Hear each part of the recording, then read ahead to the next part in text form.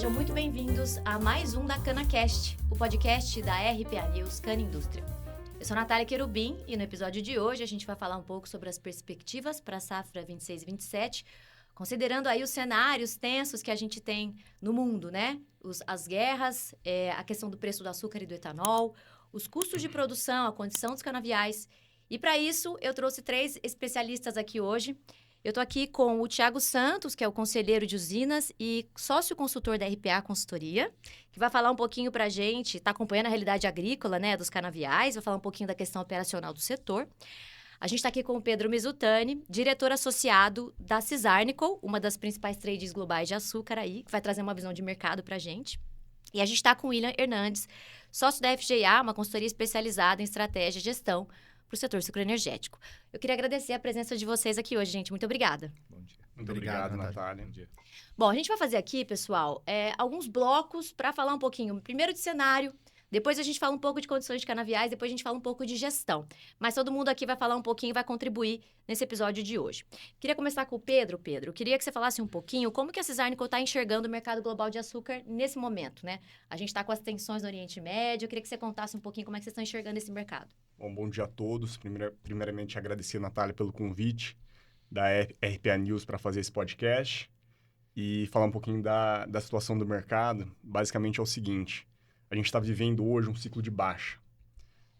Após 3 anos de alta, então lá em novembro de 2023, a gente teve um ciclo de muita alta, onde o preço do açúcar estava 27 cents por pound, que era um preço que basicamente você teve muito investimento em cristalização de açúcar aqui no centro-sul do Brasil, e você teve também investimentos em canaviais na Índia e na Tailândia, e fora isso, você também teve investimentos na logística aqui no Brasil. Não sei se vocês se lembram, as filas de navios em 2024 estavam com mais de 40 dias de fila.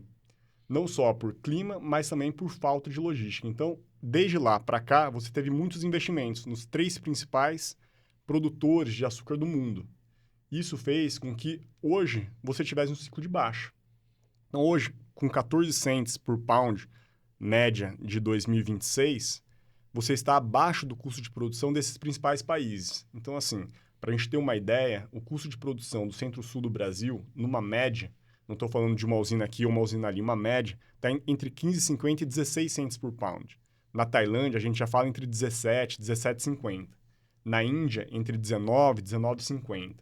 Para vocês terem uma ideia, o custo de produção na Europa do açúcar de beterraba, o refinado já, é entre 750 e 800 dólares por tonelada. Então, assim, é um ciclo de baixa, mas que no médio e longo prazo, a Cisarnicol imagina que esse preço tenha que subir. Hoje, a gente tem esses 3 países, né, principais produtores, alinhados com muita produção de açúcar, né? Você tem o Centro-Sul Brasil produzindo mais de 40 milhões de toneladas de açúcar, após 4 safras produzindo acima de 40 milhões de toneladas de açúcar, essa é a nossa previsão.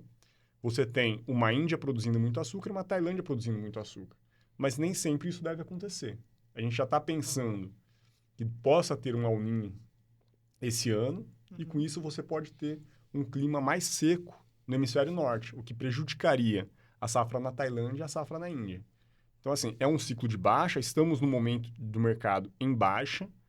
Ele até pode cair um pouco mais, dependendo de uma coisa ou outra, no curto prazo. Mas a médio e longo prazo, esse preço tende a subir.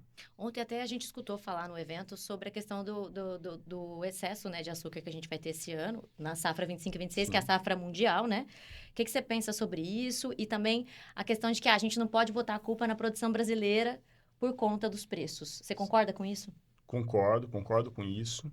E é muito difícil você falar qual é o tamanho do superávit que a gente tem na safra 25 e 26. Porque o centro-sul do Brasil, você pode tirar açúcar e colocar açúcar dependendo do preço do etanol. Então, assim, na safra 23, 24, que a gente teve aqueles 650 milhões de toneladas de cana, pode ser que a gente tenha novamente, o centro-sul do Brasil produziu 42,5 milhões de toneladas de açúcar naquela safra, que foi um recorde. Após isso, pelo menos mais 4 milhões de toneladas de cristalização foram adicionadas. Então, se o Centro-Sul do Brasil tiver 650 milhões de toneladas de cana esse ano, ele tem capacidade para produzir acima de 46 milhões de toneladas de cana. Mas a gente não acredita nisso, porque algumas usinas, pelo preço do açúcar estar baixo, elas vão produzir mais etanol. Então, o Brasil já está fazendo a lição de casa, já está tirando o açúcar do mercado, pelo menos, na nossa visão, pelo menos 5, 6 milhões de toneladas, para que você não tenha um superávit tão grande. Então, tudo vai depender do preço do etanol. Perfeito. Quanto maior o preço do etanol, mais açúcar você tira do mercado. E tem a questão do custo também das usinas, né? As usinas fora do país, elas têm os subsídios, né? A gente tem um custo muito abaixo ainda de outros países, né? Do mundo, né? Na parte de produção de açúcar. É o custo mais baixo, né, Natália? O Brasil tem o custo mais baixo e lá fora, né, é interessante, porque num ciclo de alta, quando o preço começa a subir, quem não ganha tanto dinheiro são as refinarias, lá fora. Mas hoje, com o preço caindo, o mercado doméstico dos outros países está caro ainda. Então, as refinarias estão fazendo dinheiro. E você pode até ver o preço da arbitragem acima de $100 faz sentido para algumas refinarias ainda comprar açúcar. Então, o preço cai para que você puxe essa demanda. Perfeito. Bom, e a gente está agora vivendo, né, como a gente comentou aqui na abertura, essa guerra que está acontecendo no Oriente Médio. Hoje mesmo, uma notícia que saiu foi de que o Irã disse, não, a gente vai fazer o preço do petróleo chegar a $200. Você acredita nisso? Vocês acreditam nisso? Vou perguntar para todo mundo. Vocês acreditam que isso pode acontecer? E como é que isso vai impactar o mercado? Pode impactar o mercado de açúcar? Que eu acho que todo mundo quer saber, né?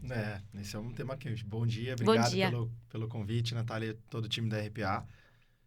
Eu acho que, assim, é um ambiente bastante tenso, né? E a gente não sabe até quanto vai escalar a guerra.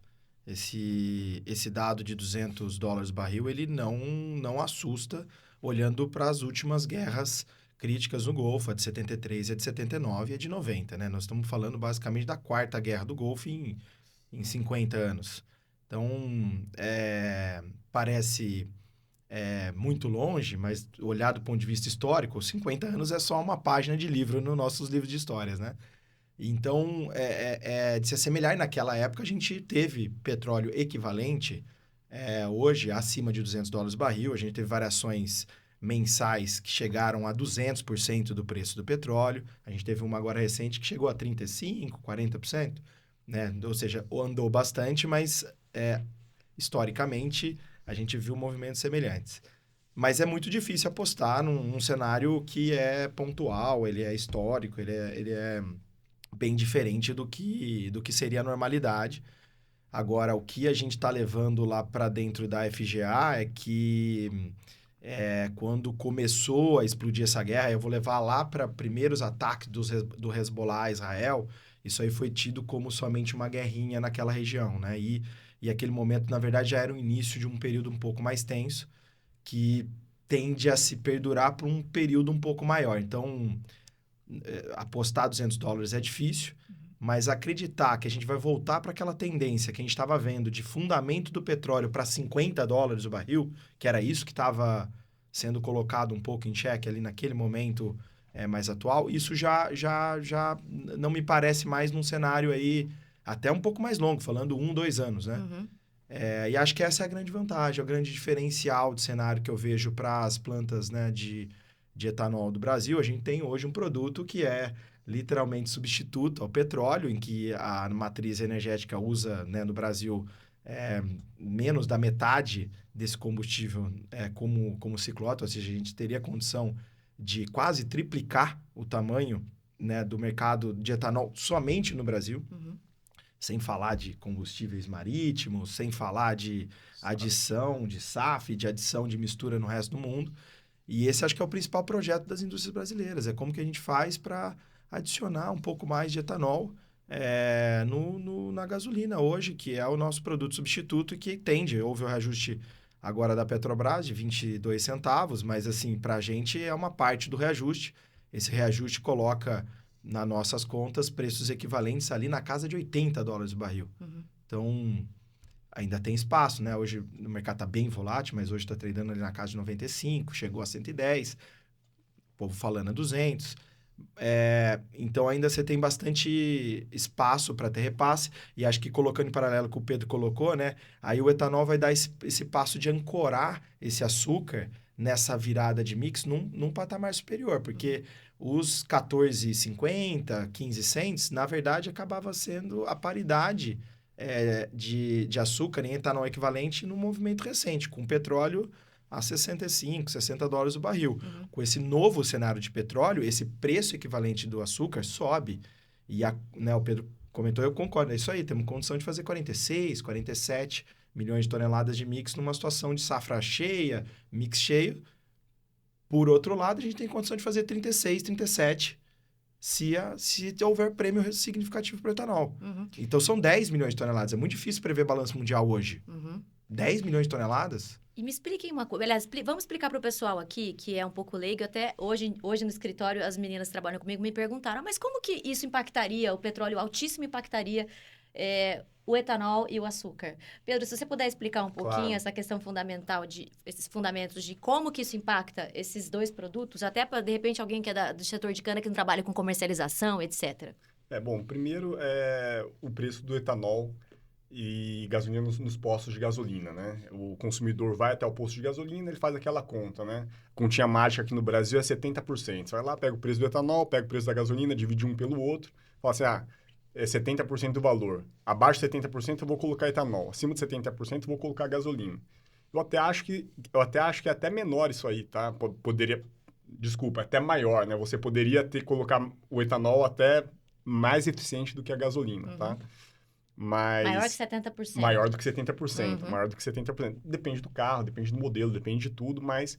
E fora isso que é um combustível verde, né? Um combustível sustentável, um combustível verde. Mas primeiro é essa conta.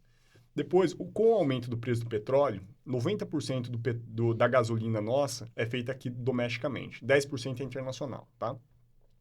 É importação de fora.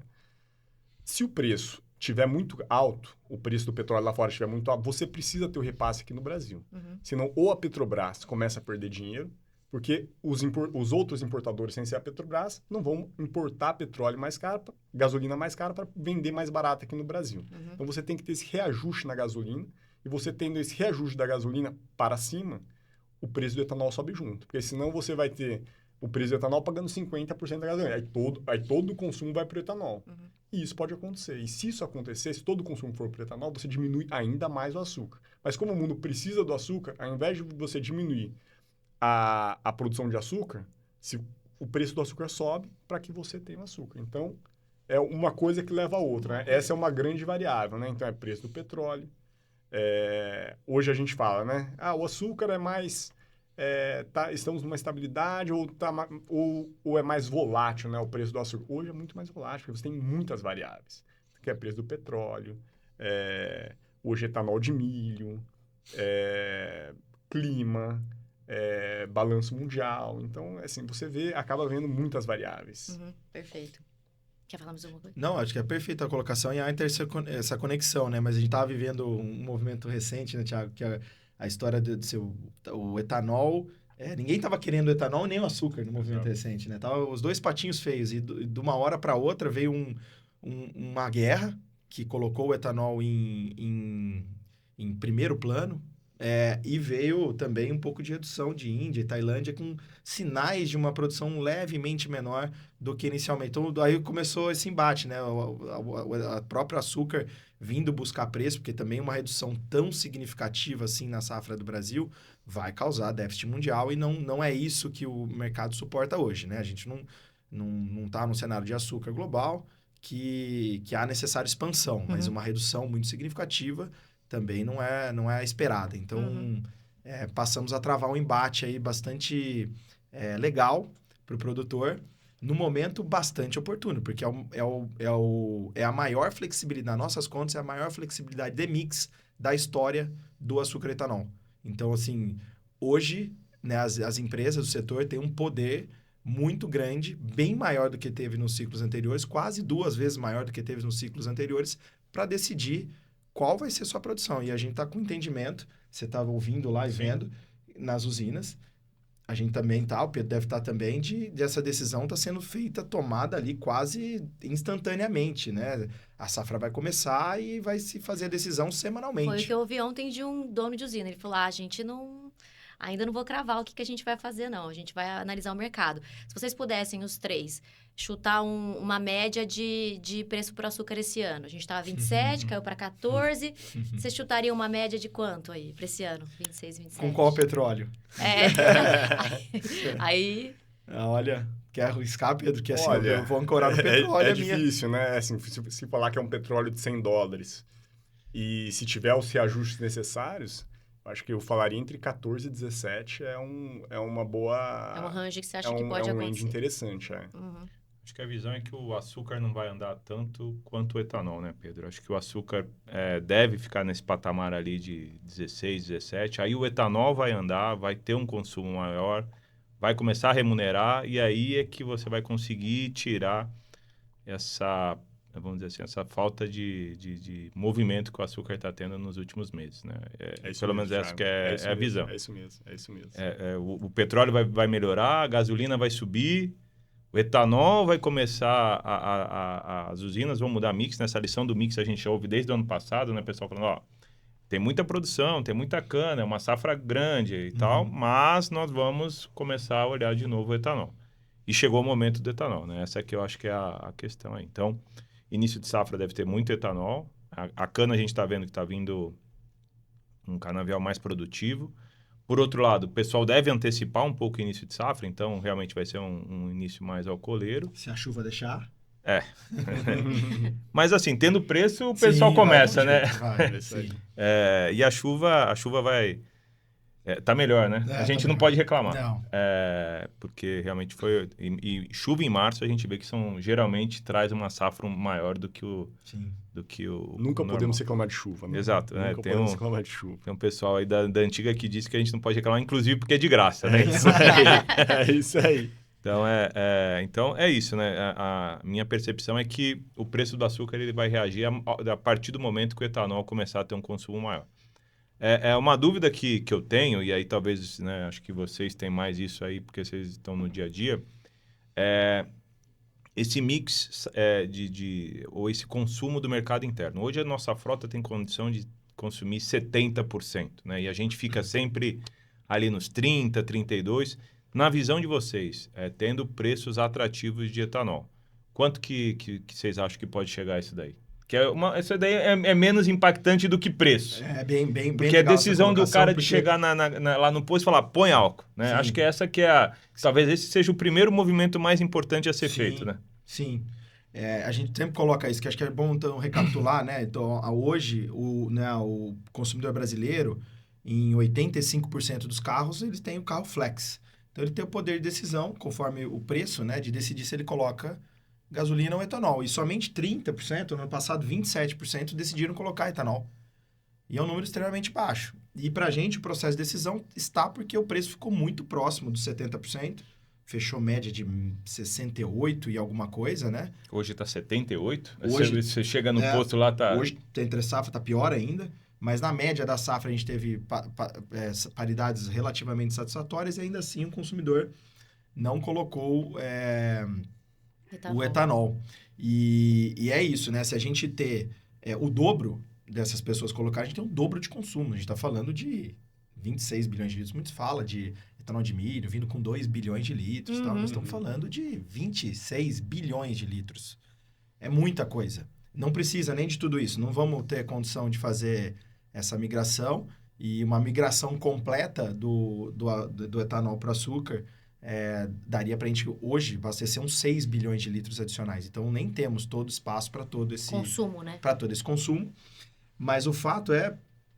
Thiago, não sei se você se lembra, mas deve se lembrar, no início do programa, a gente teve situações como essa, né? Da frota ainda ser pequena. Sim. E boa parte dela, 80%, 70%, colocar etanol.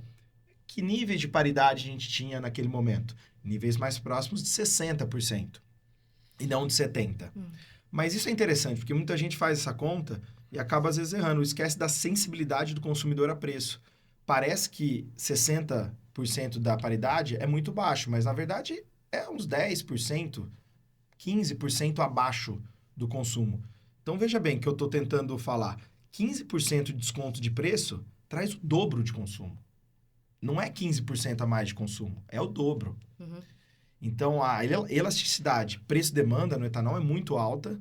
E aí, acho que o pessoal acaba esquecendo um pouco disso. Essa memória, ela está muito lá atrás, no início do programa, 2005, 2006, 2007, 2008. E não agora, porque depois de determinado momento esse preço ficou muito próximo de 70%. Então, precisamos testar um pouco das séries. Covid atrapalhou um pouco dessa adesão do consumidor. Não temos ainda, né, uma certeza com relação a isso.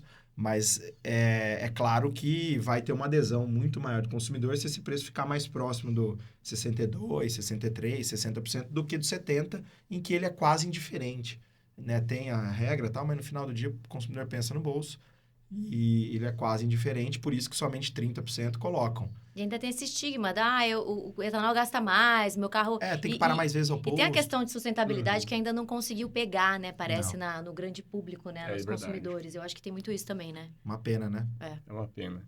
E tem também aquele negócio do atraso, né? Logo que o preço do etanol cai, tem aquele negócio da inércia que o consumidor chega no posto de gasolina, ele está colocando gasolina, ele continua colocando gasolina. Então, você tem um delay até que ele comece a colocar o etanol. E talvez, nesse momento, você precisa de um marketing efetivo para que as pessoas se conscientizem que o etanol está mais barato. Então, fora a sustentabilidade, que é um programa que as pessoas devem se conscientizar, no momento que você tiver uns 65% de paridade, 63% de paridade, eu entendo que o setor deve entrar com marketing pesado para que as pessoas entendam que agora faz mais sentido colocar etanol no carro. Para você ir mais rápido, tirar o consumidor da inércia, parar de colocar gasolina no carro e começar a colocar etanol. Uhum. E aí você vai ter o consumo mais rápido de etanol, aí o preço sobe. O que eu ia falar muito é que também a gente escuta muito algumas pessoas falando, mas e agora com essa questão das usinas de etanol de milho? A gente tem mais etanol entrando no mercado, vai ter mais usinas aí que vão entrar em operação, né? Você vê em Pasa abrindo, né, inaugurando novas unidades. Como que isso pode impactar também na questão também do preço do etanol, por outro lado? Olha, se não tivéssemos as usinas de etanol de milho nesses últimos 3 anos, talvez a gente não teria, ou o preço subiria muito, ou não teríamos etanol suficiente para todo o consumo aqui no Brasil. É isso aí. Então, foi muito importante ter essas usinas de etanol de milho aqui no Brasil nesse momento. Só que hoje, se não tivessem elas, com certeza o preço do açúcar estaria mais alto. É um dilema isso, né? Mas é isso aí. Se temos 27% colocando, sem as usinas, a gente teria 20%. Exato. É um número muito baixo. E aí o etanol fica fora do centro de decisão de política pública até, né? Então, se é um produto que não tem capacidade de absorver a nossa demanda, fica fora do centro. Acho que do ponto de vista de imagem, né? Esse momento ainda traz um apelo adicional. Ontem você deve ter visto no painel lá, colocando a propaganda da época da guerra com a bandeira do Brasil, né? Sim. Bandeirona do Brasil, flamulando. Eu sei que hoje a boa parte da gasolina acaba sendo produzida aqui, mas não deixa de ter um aspecto de nacionalismo também essa volta do etanol, além do apelo ambiental e econômico. Sim, com certeza. Então, num ambiente de eleição e tal, acho que isso pode pegar bem e acabar colando né, numa eventual propaganda. E então acho que esse é um pouco do apelo. As usinas de etanol de milho vieram para ficar, para ocupar um pouco do espaço que até o etanol de cana tem dificuldade de fornecer, que são as regiões mais ao norte do Brasil, e vem fazendo esse papel como ancoragem desse mercado. Mas é isso, são 2 bilhões de litros adicionais, né? A gente comentou aqui do potencial de demanda que a gente pode ter numa situação de uma paridade levemente inferior.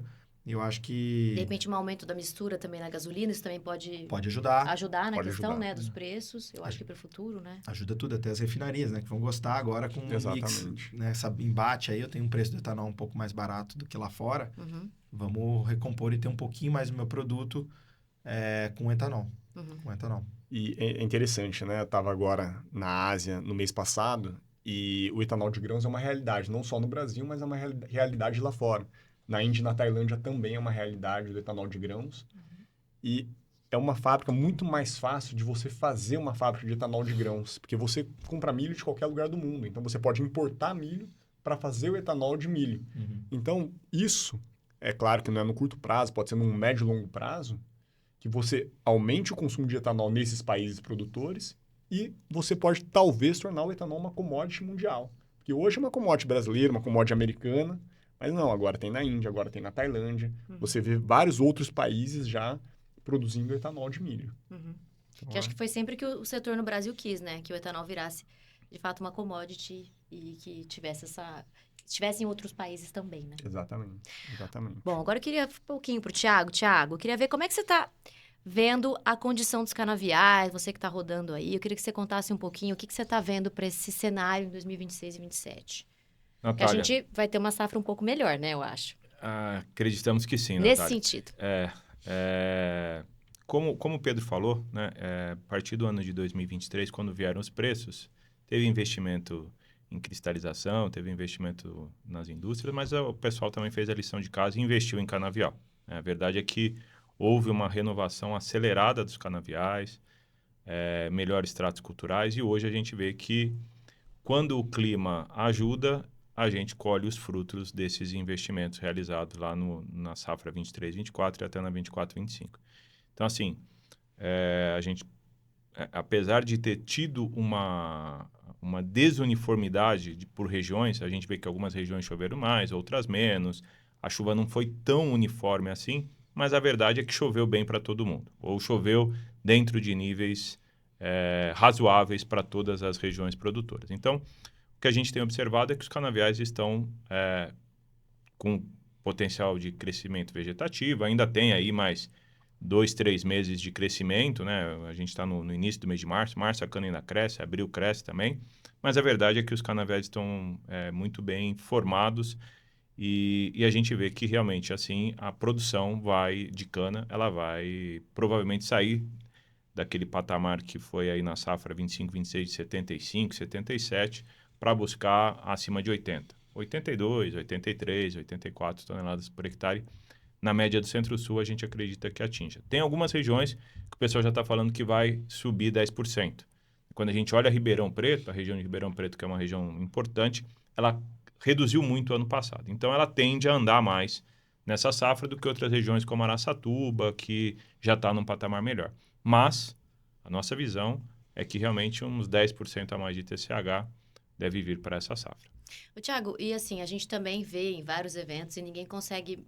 todo mundo fala de produtividade, de TCH, e esse TCH está estagnado aí, né? A gente vê da safra 2000, lá atrás até agora, a gente vê uma linha muito de altos e baixos, mas uma produtividade por hectare, aí você falou 80, 83, isso, muito estável, né? Nesse patamar e que não consegue subir.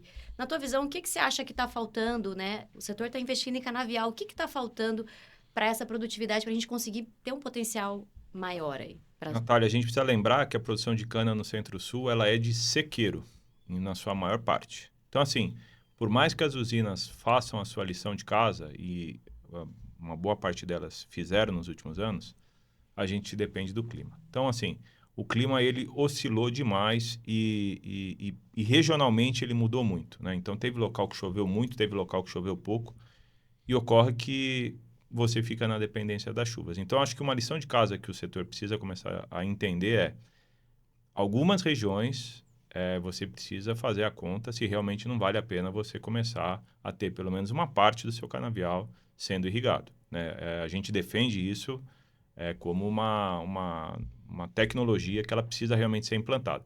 Existe uma resistência muito grande no nosso setor de investimento em irrigação, mas a gente vê que usinas que começaram a apostar nisso, começaram a olhar isso, estão num outro patamar de produtividade dos seus canaviais. Você consegue reduzir a adubação ou parcelar essa adubação, transformar essa adubação de forma mais eficiente, você controla melhor ali essas questões. Ano que chove muito. Tudo bem, ano que chove muito, mas que ano que chove muito? 2023 choveu muito, mas fazia 10 anos que não tinha chovido muito. Então, assim, a cada 10 anos você fala, meu sistema de irrigação não foi tão eficiente? Ok, mas a nossa visão é que é uma tecnologia que o pessoal de cana precisa começar a apostar. E a gente vai ter um ano que a gente ainda não sabe, né? Depende muito dessa guerra também, dos preços, né? Do petróleo, enfim. Mas, em tese, a gente tem uma safra com preços um pouco piores, né? Então, a gente tem um custo também que parece que vai ser um pouco menor. Eu queria que você falasse um pouco o que na parte operacional você acha que as usinas vão ter que ficar de olho aí para enxugar, para segurar? O que dá para segurar esse ano para não prejudicar a canavial? O Pedro falou no começo aqui da nossa conversa que o custo de produção do Centro-Sul é 17 cents por libra-peso, né? Desculpa. Isso é 17 na Tailândia. No aqui, Brasil, entre 15,50 a 16. Mesmo. 15,50 a 16. Então, assim, hoje está 14. E 50 um pouquinho, subindo um pouquinho, mas Então, é isso aí. Então, assim, hoje a gente ainda está abaixo do custo de produção. A gente não está nem falando de margem, a gente não está falando de nada disso. Né? Devolver dinheiro ao acionista, rentabilidade e tudo mais. Então, remunera os investimentos que foram feitos em 2023. Então, assim, a gente vê que hoje está abaixo do custo de produção. Na nossa visão, realmente é você ser muito mais eficiente naquilo que você está fazendo, né? O pessoal começou a colocar algumas gorduras ali de estrutura de mão de obra, algumas práticas culturais assim que, não tenho certeza se dá, mas a esse preço eu vou fazer. Então, assim, você realmente assentar e rever todo o seu protocolo de tratos, suas reformas e principalmente a estrutura de mão de obra. Né? A gente vê que hoje as usinas cresceram em termos de estrutura de mão de obra. Né? As usinas aumentaram o número de funcionários por tonelada de cana moída. Então, esse é outro ponto. Outro ponto importante que a gente está falando aqui petróleo, o preço é bom para puxar açúcar, para puxar etanol, mas a gente ainda consome muito diesel. Né? Então, o custo de produção da cana vai ser impactado por esse diesel. Como é que vai ser o suprimento da fonte nitrogenada? Da fonte nitrogenada. Eu não tenho essa resposta. Talvez o William saiba, não sei se o... Já subiu bem, a ureia subiu muito. Já. Então, como é que isso vai impactar? Então, assim, aí a gente volta. O pessoal o setor tem a condição de usar os orgânicos, de fazer torta de filtro misturada com algum material orgânico, como esterco, por exemplo. Algumas regiões, algumas usinas já usam. Mas em ano que está remunerando bem, ninguém olha para isso. O cara vai, taca a ureia e tal. Então, são práticas que eu acredito que esse ano vão voltar a fazer parte das discussões do corpo técnico. Perfeito. Além da tecnologia de irrigação, você vê alguma outra questão, alguma outra tecnologia que o setor pode usar para ganhar mais eficiência na área agrícola também? Natália, acho que assim, tecnologias são inúmeras, né? A gente vê que se a gente pegar todas as tecnologias que estão disponíveis e começar a somar, era para o pessoal estar produzindo 300 toneladas por hectare. A brincadeira é essa, né?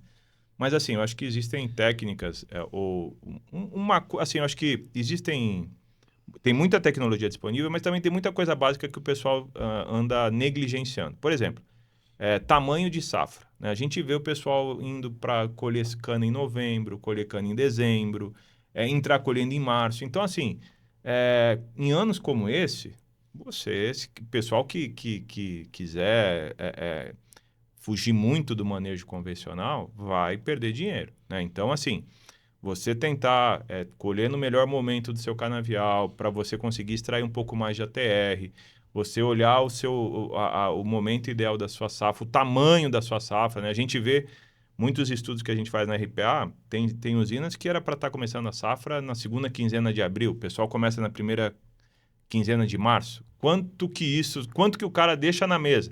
Para acabar no final de outubro, vai até dezembro, quanto que fica na mesa? Então, talvez seja o momento das usinas também olharem esse, entre aspas, arroz com feijão do manejo, que isso tem muito dinheiro na mesa ainda. Tecnologias, tem inúmeras, né? A adubação foliar é uma coisa que está sendo muito utilizada.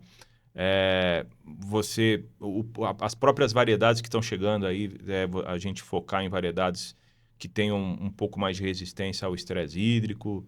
Então, acho que um pouco de cada coisa vai trazer o que a gente precisa em termos de rentabilidade. Eu acho que tudo isso que você comentou também serve para o produtor rural, que é o fornecedor de cana também, sim, né? Sim. Acho que a gente vê que isso é um outro ponto, né? A gente vê que o fornecedor de cana, ele se acostumou com os preços bons, né? Existiu entre aspas, uma guerra, porque também as usinas com preços bons quanto mais você moer, mais você consegue remunerar e isso acabou tendo uma transferência de renda para o fornecedor, mas agora provavelmente isso vai se equilibrar de alguma forma. A gente vê de novo aqui na região de Ribeirão Preto uma acomodação, né, que é uma região que o pessoal brinca lá, que é a faixa de Gaza, né, fornecedor... Agora eles descobrindo como é a faixa de Gaza. Exatamente. Trocando nome. Já está mudando. Nome pra mudar de patamar. Exato, Mas é a nossa faixa de Gaza. Mas assim, a gente vê que que com a saída da Santa Elisa ali, o fechamento da Santa Elisa, as coisas já começaram a se acomodar e, na minha visão, aquele poder de barganha que o fornecedor tinha, se você não pagar tanto, eu vou entregar para outro, eu acho que nos próximos 2 a 3 anos deve se acomodar um pouco melhor. Tiago, não só a Santa Elisa, né? A gente ouviu a notícia que a Carolo também esse ano não opera, né? Então, exatamente. Então um pouco mais de cana para a região, né? Exato. Teve o movimento da Andrade, que acabou indo para Viralco comprou Andrade. Então, acho que, assim, de certa forma, essa região deve dar uma acomodada. Com certeza. Perfeito. Agora a gente vai falar um pouquinho de gestão. E eu queria falar, William, eu queria que você falasse um pouquinho sobre como que as usinas estão chegando para essa safra do ponto de vista financeiro. Olha... Na sua visão. A gente está acompanhando bastante caso lá na FGA, né? E na média, né? A gente sempre tem que tomar cuidado de olhar esses números porque são bastante diversos, né? A amostra ela não é tão uniforme. Mas, na média, as usinas estão muito melhores do que os ciclos, por exemplo, de 2015 e 2014, do ponto de vista de alavancagem, né? Então, só para ter uma ideia de um número, naquele momento, 2015, 2016, né? Do ciclo ali de preço do açúcar muito baixo, de controle do preço de combustível, as usinas deviam, em média, 4 vezes o EBITDA, na média, né? Em média. De 3,5 vezes a 4 vezes o EBITDA. Nesse ciclo atual, a gente está falando de patamares abaixo de 2. Então, assim, 1,80, 1,70, vamos ver como é que fecha os números, mas abaixo de 2. Então, ainda é um patamar 2 vezes menor de alavancagem, com o benefício da liquidez ainda, né? Quando eu olho do ponto de vista de liquidez, foi feito um excelente trabalho nos últimos anos, em que o setor está muito mais líquido, e aí o número bate, né? Também, nas nossas contas, basicamente 2 vezes mais líquido do que naquele ciclo, né? A gente tinha indicadores de liquidez corrente naquele patamar de 1,20, ou seja, ela tinha 20% a mais de caixa para pagar os seus compromissos ali de curto prazo. Hoje esse número está perto de 2,5 vezes. Então, você tem uma cobertura de condição de liquidez muito boa em todos os casos. Então, se a gente pudesse fazer uma multiplicação simples, a gente gosta desse número, mas assim, eles estão 4 vezes mais preparados, né? Ou seja, tem 2 vezes menos alavancagem, com 2 vezes mais liquidez. Então, há um preparo médio muito maior dos players para enfrentar esse momento, que é um momento bastante desafiador, né? De preços abaixo do custo de produção, ou seja, parecem ser muito com aquele cenário lá de trás, né? Do ciclo ali de 2012, 11, 12, 13, 14. Obviamente que aquele período também a gente está comparando um período final de ciclo, lá 2015, 16, que aí teve uma ondinha do açúcar, né? E depois teve Covid, né? Que acabou amplificando os preços das commodities, com um período inicial, que a gente está começando o ciclo de baixa. Mas ainda assim há muito espaço ainda para administrar. Mas aí eu vou concordar com o Thiago que é isso. Assim, quem vai conseguir fazer esse dever de casa, de administrar os custos, conseguir colocar a casa em ordem nesse momento de baixa, para se preparar para esse momento, que ele pode durar durante um tempo maior, a gente nunca sabe. Falou aqui do movimento de petróleo subindo, açúcar subindo de novo, pode ser um movimento curto, mas ele pode demorar demais. Então, quem não está se preparando é um sinal de alerta.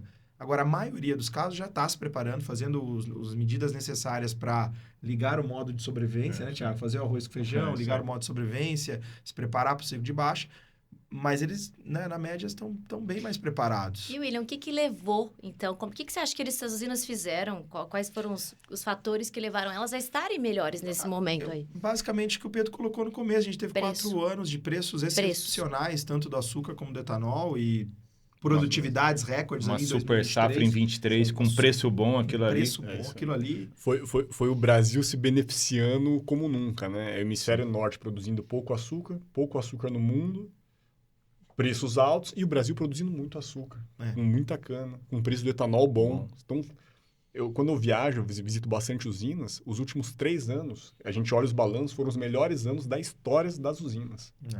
Então, assim, as usinas estão bem financeiramente e fora isso, né, que o William comentou da liquidez, você teve produtos no mercado de capitais, né, que você não tinha antigamente. Então, a alavancagem com os bancos das usinas hoje é baixa. Ela tem muito mercado de capitais, então a situação das usinas hoje é muito boa. Das médias usinas que fizeram a lição de casa, que tem uma boa produtividade, a situação é boa das usinas. As usinas saíram de recuperação judiciais, as usinas melhoraram a indústria, melhoraram o canavial, então as usinas estão muito saudáveis hoje para enfrentar um período. Tomara que seja um período curto de baixa, mas pode ser um período mais longo. Então, agora eu tenho que concordar com o William que a amostra é muito ampla. E a gente acaba vendo pessoas que ou não fizeram a lição de casa como deveria, ou estão acreditando em Papai Noel achando que o preço vai voltar para 22, 23, ou no mínimo 20 para continuar mantendo. A gente ainda vai ter um pouco de solavanco, pelo menos numa parte do setor, né? Sim. Não podemos achar que todo mundo fez a lição de casa. A amostra é muito ampla, né? É muito ampla e aí, dependendo do ciclo, né, de baixa que a gente tiver, essas situações podem aparecer, mas tem casos muito extremos, né? Ou seja, empresas que estão muito menos alavancadas do que isso, do que 1,5, 2 vezes EBITDA, né? Que é a referência que a gente tem de geração de caixa desse setor. Chegam a estar aplicadoras líquidas, né? Tem mais caixa do que dívida. E outras empresas estão com um nível de alavancagem um pouco maior. Então, há uma dispersão bastante significativa desse número. Eu até vou fazer uma pergunta aqui, então, sobre justamente o caso do maior grupo sucroenergético do Brasil, que acabou de pedir recuperação extrajudicial. E aí eu queria um comentário de vocês. O que eles fizeram? O que aconteceu com essa empresa, né, uma grande empresa, para chegarem ao ponto que chegaram? E até gostaria que vocês explicassem para o telespectador, tem muita gente questionando isso, eu sei que é uma coisa simples para quem está no setor, mas a questão da recuperação extrajudicial, que é diferente da recuperação judicial que se a gente vê nos outros grupos, né? O que aconteceu, gente? Olha, é difícil a gente... Bom, primeiro, caracterizar a Raízen, né, que ali tem 2 negócios misturados, né? Você tem um negócio que é de produção de açúcar e etanol, uma usina que chegou a ter 100 milhões de capacidade de moagem, hoje está com 70, e tem um negócio de distribuição de combustível junto desse negócio. Então, não são negócios, parecem ser similares, mas não são. São negócios distintos, com características distintas. Negócio de distribuição de combustível é um negócio muito mais perene, com margens constantes e não tão exorbitantes, nem tão baixas ao longo do tempo, com aplicação de técnicas de varejo, que não são as mesmas vistas ali, não sofrem tanto com ciclos de alta e ciclos de baixa, são negócios mais perenes, que suportam uma alavancagem relativa muito maior do que a de ciclos que não são perenes. Então, empresas que têm essa condição de ter caixa mais constante ao longo do tempo podem ter 5 vezes, 6 vezes dívida por EBITDA, porque elas sempre têm aquele EBITDA. E já os negócios de açúcar e etanol podem ter ciclos de alta e baixa, precisam estar mais preparados para esse momento. Então, são 2 negócios juntos numa coisa só, então às vezes acaba tendo um pouco de confusão um pouco nesses números. Agora, acho que pegou um momento macroeconômico muito difícil, com juros muito elevados, um momento de preço de açúcar e etanol muito baixo, com lições e dever de casa, né, que o Thiago colocou aqui, basicamente foi uma parte daquilo ali que foi vivido. Muitos testes, muitos projetos, tentativas, que acabaram culminando numa situação de uma dívida um pouco ou bem maior do que deveria estar nesse momento. Acho que esse é um pouco da fotografia. Acho que esse é um caso realmente como exemplo, né? A Raízen está reportando dívida líquida EBITDA próximo de 5, que para o negócio de distribuição de combustível estaria ok, não há problema nenhum, mas para o negócio de açúcar e etanol, a gente acabou de comentar que ele parece estar acima do que é a média setorial, bem acima, e muito perto daquele ciclo um pouco mais quente do setor que a gente viveu ali no 2015. Então, acho que é isso, é difícil ficar elencando pontos, mas vários eventos que acabaram levando a esse tipo de situação. Ela está tentando fazer os ajustes, tem 2 sponsors bastante significativo e estão tentando fazer os acordos para que a empresa permaneça, e acho que vai permanecer. Os ativos da Raízen são bons, ou seja, a empresa não vai deixar de existir, as unidades não vão deixar de existir, o sistema de distribuição não vai deixar de existir, porque eles são fundamentais ali para o sistema de operação do país. Que aí vai precisar de um ajuste, que isso às vezes leva um tempo, e estão pedindo, né, uma acomodação de dívida nesse momento. Então, acho que esse é um pouco do cenário aí de Raízen. Acho que a pergunta da diferença entre judicial e extrajudicial é que quando você vai para uma extrajudicial, justamente você já fez um acordo, pelo menos com boa parte dos seus credores, do que você pretende fazer para recuperar a empresa, né? Então, você pede essa proteção, mas você já tem ali uma boa parte, de certa forma, negociada, né? Então, acho que isso já é um ponto positivo, que é um pouco diferente de uma recuperação judicial, que você ainda, durante o processo, você precisa, né, negociar isso. Perfeito. E vocês acham que nesse movimento, outros ativos, outras companhias também do setor têm condição de absorver outros ativos, outras usinas, por exemplo, em outras regiões? Olha, Natália, a gente viu, né, a própria Cocal acabou adquirindo usinas da Raízen, você viu as usinas aqui da região de Ribeirão Preto adquirindo o canavial da Raízen, teve a usina de Leme também. Então, assim, pode ser, quando a gente fala, né, a gente sempre imaginou que o setor teria uma consolidação, a gente sempre falou de consolidação do setor, que é um país com mais de 300 usinas, mais de 100 grupos de sucroalcooleiros. Então, você sempre pensou numa concentração. O que está acontecendo agora é exatamente o contrário. É uma desconcentração. O maior grupo de usinas sucroalcooleiras do mundo está se desfazendo dos seus ativos. E faz sentido, porque os juros estão muito altos, é um grupo muito grande. Você precisa realmente trazer novamente um pouco de caixa para a empresa para que você consiga melhorar o próprio canavial. Porque o TCH de algumas usinas estão baixos. Então, ela traz dinheiro de volta para fazer a lição de casa e olhar para dentro de casa. Perfeito. Quer falar mais alguma coisa, Will? Não, perfeito. Acho que é isso. Como que as usinas, então, estão equilibrando esses investimentos em eficiência operacional, disciplina financeira? Como é que você está enxergando isso? Olha, mas, assim, o modo é o que o Thiago colocou, né? Os investimentos necessários para você manter a sua performance operacional, né? Nada de testes, nada de situações que você consegue...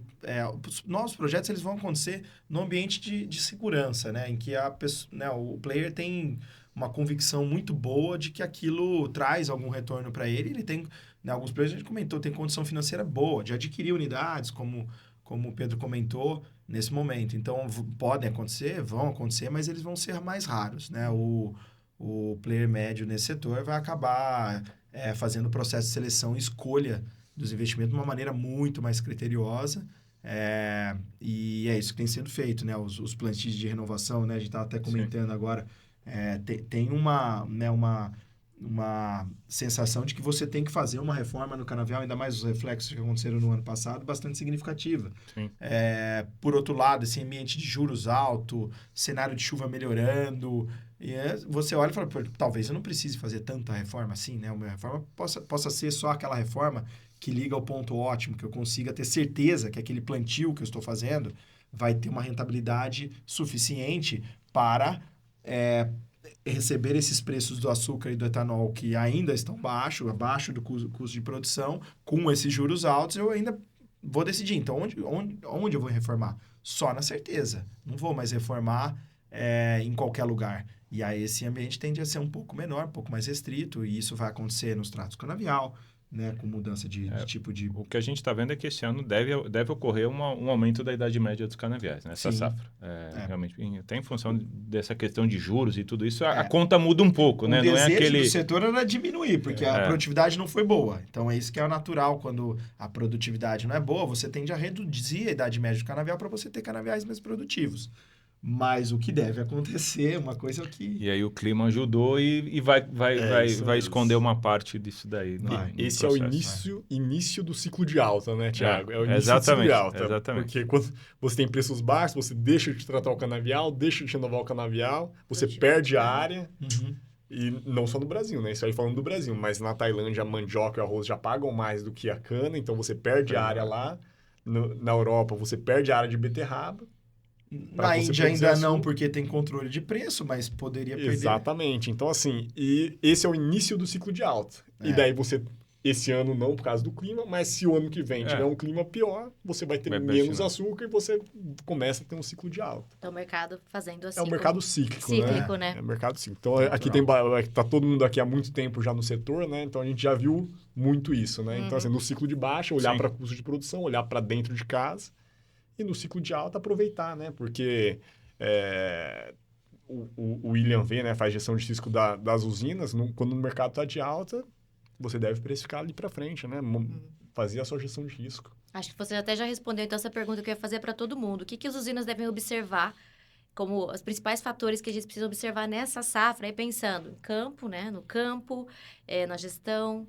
Eu acho que até o Pedro já respondeu aqui um pouquinho. O que precisa ser visto? Eu acho que, assim, um pouco do aprendizado, né? Tentar aprender com o que foi feito e tentar restabelecer os processos para olhar para frente. Agora também o passado já foi, né? Então tem que olhar e falar assim, qual que é o novo parâmetro né, com esse aprendizado para eu me reprogramar do ponto de vista de operação, investimento e gerenciamento de risco, né? Acho que tem pouca... A gente olha bastante esses investimentos de irrigação, o Thiago faz bastante paralelo com a gestão de risco do ponto de vista de preço, né? A irrigação, é o que você falou, né? A chuva é de graça, ninguém quer investir em irrigação. Então, só porque a chuva é de graça. É basicamente essa analogia que é feita setorialmente. Mas além de retorno, que algumas unidades estão mostrando ao longo do tempo, e aí você precisa ter um tempo realmente para pegar essa amostra, porque o clima é tão volátil que às vezes esconde os efeitos da irrigação e você decide de forma errada. Mas além dos retornos que aparecem, eles aparecem em mitigação de risco, né? Ou seja, eu vou usar só o equipamento ou vou usar essa infraestrutura quando eu tiver um risco climático. Tudo bem, eu vou diminuir o risco climático. Então, não é só um investimento de ataque, né? De melhora de rentabilidade, mas um investimento de defesa. Se proteger e não ter canaviais, e não ter a matéria-prima principal afetada por um risco climático que acontece, de tempos em tempos vai acontecer. Do ponto de vista de gerenciamento de risco, é a mesma coisa, né? As fixações e a proteção, ela deveria, no nosso entendimento, acontecer justamente para isso, para entregar dinheiro quando o fluxo de caixa, né, quando o cenário de preço foi muito elevado e recuperar dinheiro quando o fluxo de caixa foi baixo. É para proteger, para ter menos oscilação, para ter mais segurança, para ter mais convicção, para ter mais planejamento. E isso acaba tendo reflexo do ponto de vista de perenidade da empresa. Consegue trazer mais gente com essa cabeça, consegue manter perfil operacional ao longo do tempo, porque é uma empresa de agricultura perene, né? A gente está falando de ciclos de 5 anos, né? Muito se compara soja com milho e cana e esquece que o ciclo da soja e o ciclo do milho, eles são muito rápidos. Então, todo o resultado, ele é praticamente medido em um ano. Quando olham açúcar e etanol, às vezes o processo demora um pouco mais para ser avaliado. Você precisa de um tempo um pouco maior para avaliação daqueles projetos de irrigação, de plantio do canavial, de crescimento de planta, e por aí vai. Então, são ciclos um pouco mais longos que precisam ser tomados agora nesse processo de decisão. Acho que esse ano é um ano vamos dizer, de lavar roupa suja, de olhar, de ver o que tem, olhar, fazer uma reflexão do que pode ser melhorado, do quanto de ajuste de custo pode ser feito para enfrentar esse ciclo de baixa que está aí, está posto e deve ficar por algum tempo, né? Acho que você tocou num ponto importante, né? Acho que as políticas de comercialização de preço e de risco devem ser seguidas mesmo diante desse cenário, né? O que a gente acaba observando é que o pessoal começa, veja bem, e vai dando waiver e mudando isso para acomodar de novo no sentimento e não no que está escrito na política. Exato. Então, para essa safra, é importante o pessoal ter essa disciplina de seguir a cartilha. Né? Essa disciplina na hora que precisa ser feita, ela é bonita quando está bom, mas ela precisa ser usada quando os preços estão na situação atual. Sim. E no fim, né, ouvindo o que o William falou aqui, as usinas ainda têm o que cortar de custo. Porque nesses últimos 3, 4 anos, inflacionou-se muito. Sim. Não só são pessoas, indústrias, equipamentos, inflacionou-se a própria cana. Arrendamento, compra de cana. Agora é hora de fazer o ajuste para os próximos 3, 4 anos. Porque você acabou pagando caro na cana, pegando cana longe, muito longe. Então, assim, a usina A, Usina B, são 60 quilômetros uma da outra. A usina A pega a cana do lado da usina B, a usina B pega a cana do lado da usina A. E às vezes passa na Elas vão porta ter de que duas conversar usinas com a cana para com a levar lá cana no do outro. outro. Então, Exatamente. elas vão ter que conversar. O pessoal vai ter que pensar no frete para Santos, não vão poder competir com o frete também. Existia uma competição muito grande para levar açúcar da usina para Santos. Você acaba tendo... As usinas não se falam, elas vão se falar mais, diminui esse custo. E isso acontece num ciclo de baixa. No ciclo de alta isso não acontece. No ciclo de alta, vamos ver quem compra equipamento mais rápido. Paga-se à vista no equipamento, no maquinário agrícola. Paga ágil. Paga ágil, exatamente. Para receber o equipamento antes. Você vai nas usinas, 2, 3 anos atrás, você olhava na usina, um monte de frente agrícola nova. Agora não. Agora o pessoal vai prestar atenção, vai ter que se sintonizar com a situação de hoje, no momento, né? Perfeito. Vocês acham que essas são as oportunidades que eles têm, né? Enxugar, reduzir. Eu queria que vocês dessem uma última mensagem aí para o setor, porque estava todo mundo muito alarmado. Ontem alguém me falou assim, ontem eu escutei um consultor falar que esse é o pior ano que a gente viveu em todo o universo.